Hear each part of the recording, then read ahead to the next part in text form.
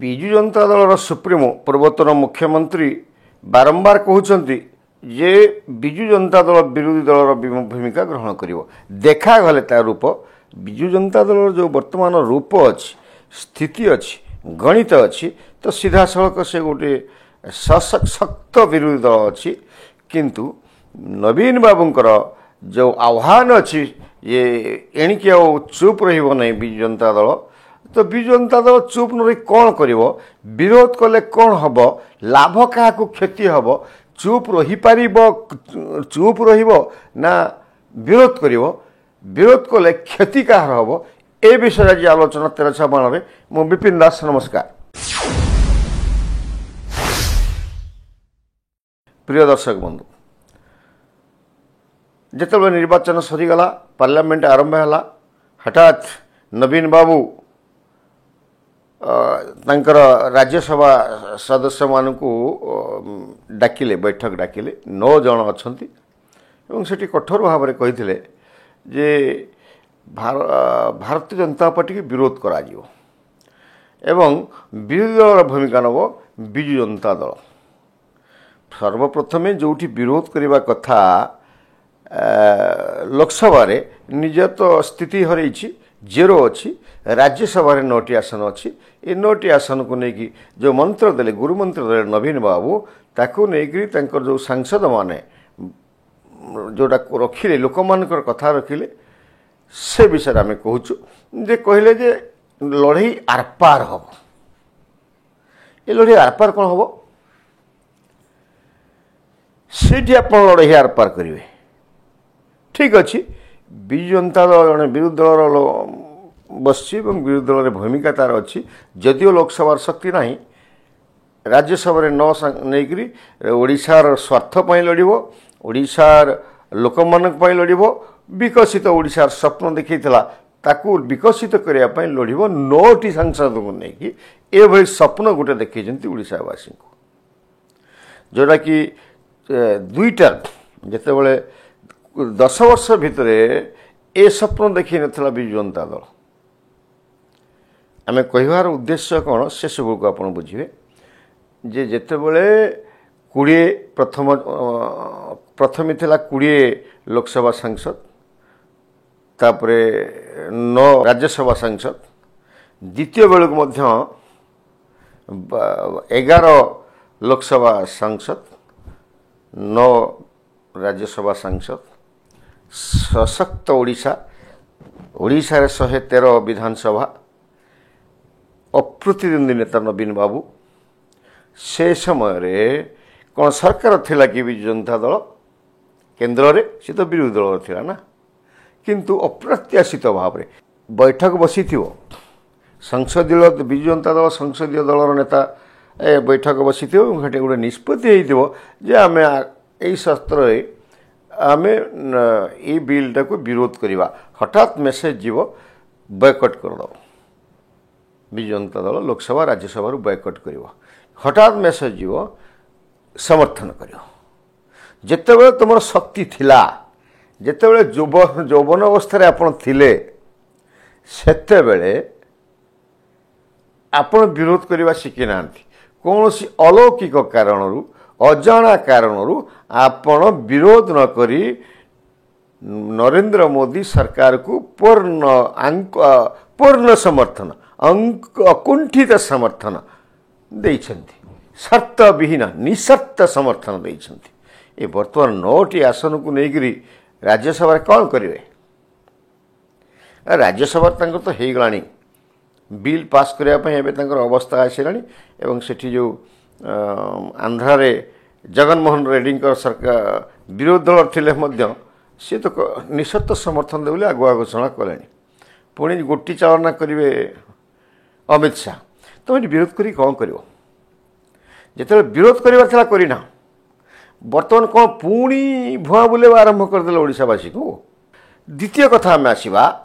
ओडिशा को देखा ओडिशा रे 51टी विधानसभा आसन जीति आप 51 जन लोक विधानसभा सदस्य अच्छा जिते जानकी वल्लभ पट्टनायक होते नवीन बाबूंकर द्वितीय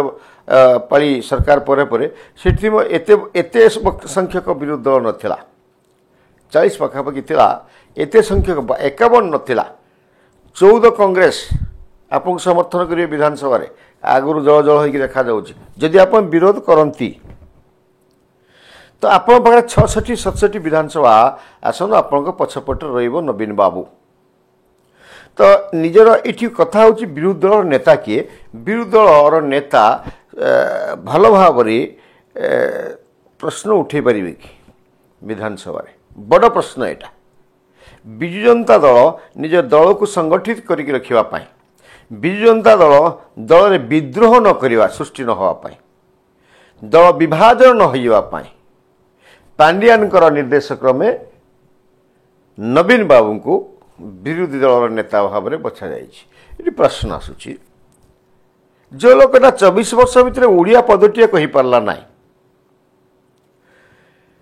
दुर्बलता थिला ओडिया कहिबारे जहाँ को पांडियान बाबू लेखि दउथले फुसु फुसु की कान रे कहउथले এবং सेईटा को कहउथले ये खंडिया ओडिया रे कहि दउथले से खंडी ओडिया रे नवीन बाबू कहउथले तो विधानसभा सेटा हबनी ना सेटा टेलीप्रिंटर रहइबो नाही कागज नहीं कि आपंकर पीए रहिबे नाही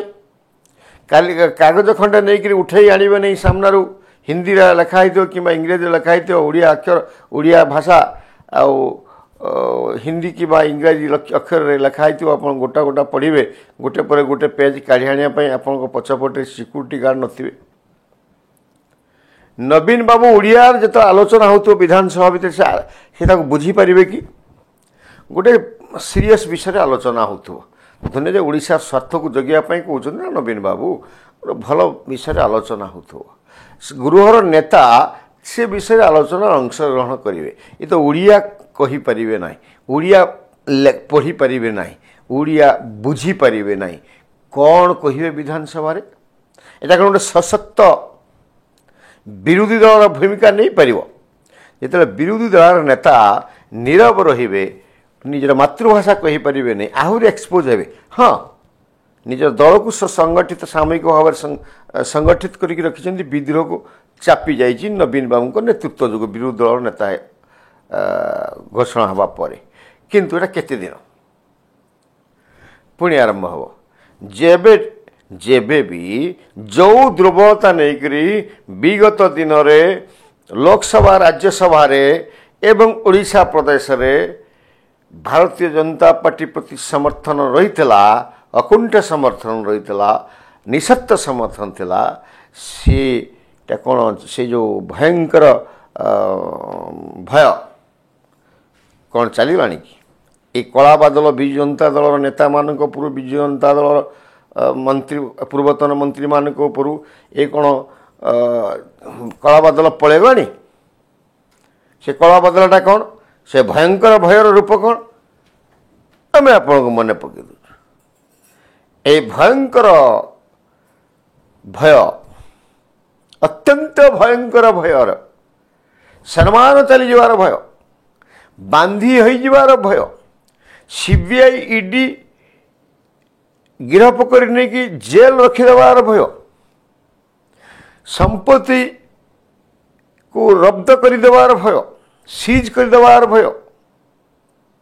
सेटा कौन आपणकर भाग्य आकाश लिपिगला कि लिभिगला कि नवीन बाबू आपन गुरुमंत्र दौरान आपण लोक मैंने आपणकर मंत्री एमएलए आपणकर एमपी माने जो आसिक मीडिया आगे फुटाणीटा मार्च शुक्ला फुटाणी सतरे कौन आप भारतीय जनता पार्टी को विरोध करें सतरे रोज भैली को कौन आप घटना को चापी देवे कि खनि दुर्नीति जो आपण मानकर नेता माने एकदम बांधी रही चापी अठा भाया रही जोटी गोटे एमती मारदेव ना टंका किया कएन जोटी पड़ से दुर्नीति बंधा खनि पानी डाली दुर्नीति जो असंख्य दुर्नीति अच्छी से गुड़ा कौन करेंगे नवीन बाबू विजु जनता दल जो मैंने आग धाड़ी नेता से तो सब रोज भैली ठू आरंभ रोज भैली खनि दुर्नीति पानी दुर्नीति जमी दुर्नीति एमपी लैड्स दुर्नीति केंद्र सरकार अनुदान आसुवा अर्थ दुर्नीति छंदी नवीन बाबू ଆପଣଙ୍କର ଦିଲ୍ଲୀ ଯେତେବେଳେ ଗୋଟେ ଫୋନ୍ ଆସିବ ନା ଗୃହମନ୍ତ୍ରୀଙ୍କ କାର୍ଯ୍ୟାଳୟରୁ ସେତେବେଳେ ଆପଣଙ୍କର ଅବସ୍ଥା କ'ଣ ହେବ? ହଁ, ଅଭିଯୋଗ ଆସୁଛି ଆପଣଙ୍କର ଖଣି ଦୁର୍ନୀତିରେ ମଧ୍ୟ କୁଆଡ଼େ ଭାରତୀୟ ଜନତା ପାର୍ଟିର ଉଚ୍ଚସ୍ତରର କିଛି ନେତା ସମ୍ପୃକ୍ତ ଥିବାର ଗୋଟେ ଅଭିଯୋଗ ଲୋକଙ୍କ ପାଖରୁ ଆସୁଛି। ଆପଣଙ୍କ ଲୋକ ଏପର୍ଯ୍ୟନ୍ତ କହିନାହାନ୍ତି, ସତ୍ୟ କି ମିଛ ଜଣା ନାହିଁ। ତ ଯେତେବେଳେ ଏଇ ଭୟରେ ଆପଣ ତାଙ୍କର ନଥିଲେ ମଧ୍ୟ MLA ସଂଖ୍ୟା ନଥିଲେ ମଧ୍ୟ ଆପଣ ରାଜ୍ୟସଭାକୁ ଜିତେଇ ଦେଉଛନ୍ତି। ସବୁ ବିରୋଧୀ ଦଳ ଏକଜୁଟ ହେଉଛନ୍ତି ରାଷ୍ଟ୍ରପତି ଉପରାଷ୍ଟ୍ରପତି ନିର୍ବାଚନରେ ଗୋଟିଏ ଆସନକୁ ଜଣକୁ ସେଠି ମନୋନୀତ କରିବା ପାଇଁ ଚେଷ୍ଟା କରୁଛନ୍ତି। ଆପଣ ସେତେବେଳେ ବିନା ପଚରାରେ ବିନା ନିମନ୍ତ୍ରଣରେ ଆଗତୁରା ସମର୍ଥନ ଦେଉଛନ୍ତି। ଭାରତୀୟ ଜନତା ପାର୍ଟିକୁ ଦେଇଥିବାର ନଜିର ଅଛି। ଏବଂ ବର୍ତ୍ତମାନ ଯେଉଁ ଖଣ୍ଡିତ ଚେହେରା ଗୋଟିଏ ହାତ ଅଛି, ଏ ହାତରେ ବିରୋଧ କରିକି ଆପଣ କ'ଣ କରିବେ? ଏବଂ ଆପଣଙ୍କୁ ଓଡ଼ିଆ ଆସୁନି, ଆପଣ ବିରୋଧୀ ଦଳ ନେତା ହେଇକି କେତେ ଦୂର ସାହିତ୍ୟ ଆକ୍ରମଣ କରିବେ? ଏବଂ ଯେତେବେଳେ ଇଡି ଆସିବ, ଯେତେବେଳେ CBI ଆସିବ, ବିଭିନ୍ନ ମାନେ ଏଗୁଡ଼ାକ ଏମାନେ ଏଠି ଅଛନ୍ତି, ଅଟକିକି ରହିଛନ୍ତି, କାହିଁକି ଇନକ୍ୱାରି କରୁନାହାନ୍ତି? ଏଇଟା ସମୟ କହିବ। ପୁଣି ପୁନର୍ବାର ଆମେ କହିବା ଚିଟ୍ଫଣ୍ଡ ଦୁର୍ନୀତି କଥା ଆପଣମାନଙ୍କର ଭୁଲିଗଲେ କି? ଇଡି CBI ପୁରା ଧରିକି ବସୁଛନ୍ତି, ଆପଣମାନଙ୍କ ଗଣ୍ଡା ଗଣ୍ଡା ବନ୍ଧା ହେଇଯିବେ।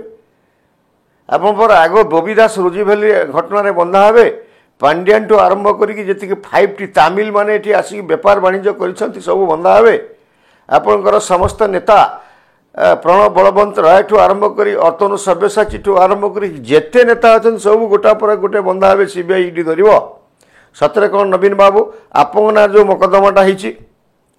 ଜମି ଘୋଟାଲାରେ ସୁପ୍ରିମକୋର୍ଟରେ ପେଣ୍ଡିଂ ଅଛି, ସେ ପାଣ୍ଡାରାମା ଖୋଲିବ ଯଦି ଭାରତୀୟ ଜନତା ପାର୍ଟିର ନେତା ଅମିତ ଶାହା କିମ୍ବା କ'ଣ କରିବେ ଆପଣ ସେତେବେଳେ? ସତରେ କ'ଣ ଆପଣ ବିରୋଧ କରିପାରିବେ? ନା ଆପଣଙ୍କ ଦଳଟାକୁ ସଂଗଠିତ କରିବା ପାଇଁ ଏଭଳିଆ ଶୁଖିଲା ଫୁଟାଣଟେ ମାରିକିରି ଲୋକମାନଙ୍କୁ ଓଡ଼ିଆ ଲୋକମାନଙ୍କୁ ପୁଣି ବୋକା ବନଉଛନ୍ତି? ନା ସତରେ ଆପଣ ଯେଉଁ ନିର୍ମଳ ଭାବମୂର୍ତ୍ତି ସମ୍ପନ୍ନ ଦେଖେଇକି କଥାଟା କହୁଛନ୍ତି ଆପଣ ସେଭଳିଆ ନିର୍ମଳ ନୁହନ୍ତି, ଏଇଟା ପ୍ରକାଶିତ ହେଲାଣି। କାରଣ ଆପଣଙ୍କ 24 ବର୍ଷ ଭିତରେ ହଜାର ହଜାର କୋଟି ଟଙ୍କାର ଘୋଟାଲା ହେଇଛି। ଆପଣ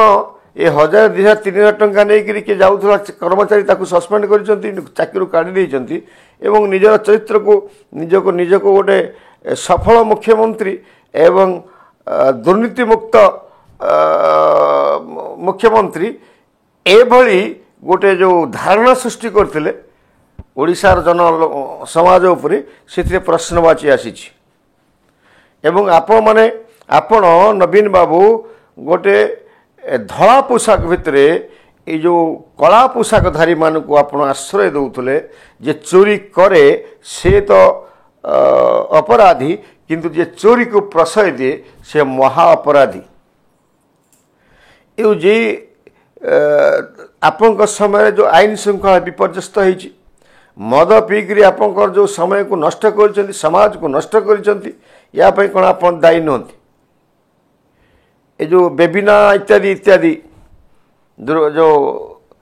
ଯୌନ କଳଙ୍କାରୀ ହେଇଛି ଆପଣଙ୍କ ସମୟରେ ଏବଂ ଆପଣଙ୍କର ବିଭାଗ ଗୃହ ବିଭାଗ ଥିଲା, ସେତେବେଳେ ଆପଣ ସେ କେସ୍ କୌଣସି ଉପରେ ଚାପି ଦେଇଛନ୍ତି। କାରଣ ଆପଣଙ୍କ ପାଖରେ ସେମିତି ଶକ୍ତିଶାଳୀ IPS ମାନେ ଥିଲେ ଯେଉଁମାନେ କି ପୋଲିସକୁ କାମ ଦେବାକୁ ଫ୍ରିନେସ୍ ଦେଇନାହାନ୍ତି ଏବଂ ସେମାନେ ତାକୁ ଯାଇକି ଚାପି ଚୁପା ଦେଇକି ରଖିଛନ୍ତି ଏବଂ ଆପଣଙ୍କୁ ନିଷ୍କଳଙ୍କ କରିକି ଗଢ଼ି ତୋଳିବା ପାଇଁ ଯେଉଁ ଅପଚେଷ୍ଟା କରୁଥିଲେ, ସେଥିରେ କ'ଣ ଆପଣଙ୍କର ଦାୟୀ ନୁହନ୍ତି? ଆପଣ ତାପରେ ବି କହିବେ ଆପଣ ନିଷ୍କଳଙ୍କ, ନିଷ୍କପଟ ଏବଂ 1 ନମ୍ବର ମୁଖ୍ୟମନ୍ତ୍ରୀ। ସତରେ କ'ଣ ପୁଣି ଗୋଟେ ମିଛ କହୁଛନ୍ତି ଆପଣ ଭାରତୀୟ ଜନତା ପାର୍ଟି ସରକାରକୁ ସମାଲୋଚନା କରିପାରିବେ? ପୁଣି ଆପଣ କହିଛନ୍ତି ତାଙ୍କର ସଂଖ୍ୟାଲଘୁ ସରକାର କେନ୍ଦ୍ରରେ ଅଛନ୍ତି। ଆରେ ବିଜେପି ସିନା ସଂଖ୍ୟାଲଘୁ ଅଛି,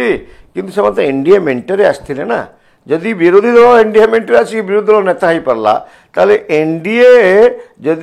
ଯଦି ଇଣ୍ଡିଆ ମେଣ୍ଟକୁ ଆପଣ ଗ୍ରହଣ କରୁଛନ୍ତି, ଆପଣ NDA କଥା ନକି କହୁଛନ୍ତି ଯେ ସେମାନେ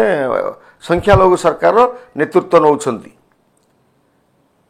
ଏବଂ ଏଠି 4-5ଟା ମାତ୍ର ଆସନ ଅଛି। ତ ଏଭଳି ଉଦ୍ଭଟ ଚିନ୍ତାଧାରା, ଉଦ୍ଭଟ ଭାବନା ଦେଖେଇକିରି ନିଜକୁ ନିର୍ମଳ ଭାବମୂର୍ତ୍ତି ସମ୍ପନ୍ନ ଦେଖାନ୍ତୁ ନାହିଁ, ନିଜ ଦଳକୁ ସୁରକ୍ଷିତ କେମିତି ରଖିବ ସେଇ ଚିନ୍ତା କରନ୍ତୁ। ଆମେ ଜାଣିଛୁ ଆପଣ ଭାରତୀୟ ଜନତା ପାର୍ଟି ସରକାରକୁ ବିରୋଧ କରିପାରିବେ ନାହିଁ। ବିରୋଧ କଲେ ସର୍ବପ୍ରଥମେ ଆପଣଙ୍କ ଉପରେ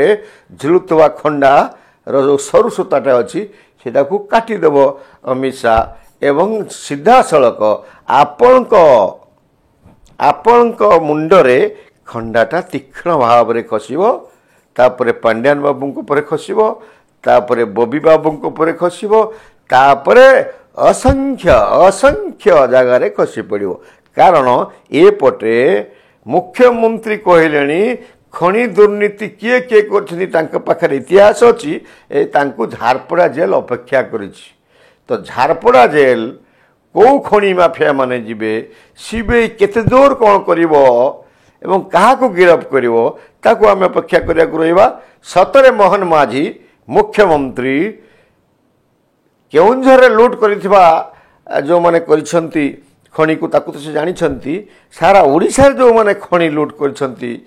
ତାଙ୍କୁ କେବେ ଜେଲକୁ ପଠାଇବେ ଏବଂ ଏ ଜେଲ୍ ଯିବା ବିରୁଦ୍ଧରେ ନବୀନ ବାବୁ କାହିଁକି ପ୍ରେସ୍ ମିଟ୍ କରୁନାହାନ୍ତି, ତାଙ୍କର ସ୍ପୋକ୍ସ ପର୍ସନ୍ କୁଆଡ଼େ ଗଲେ ୟାକୁ କାହିଁକି ଖଣ୍ଡନ କରୁନାହାନ୍ତି ଯେ ଏଇଟା ମିଛ କଥା। ତ ସମୟ କହିବ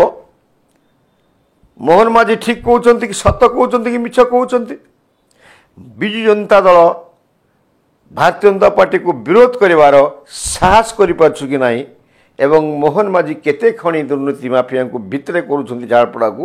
ଆମକୁ ଅପେକ୍ଷା କରିବାକୁ ହେବ। ନମସ୍କାର।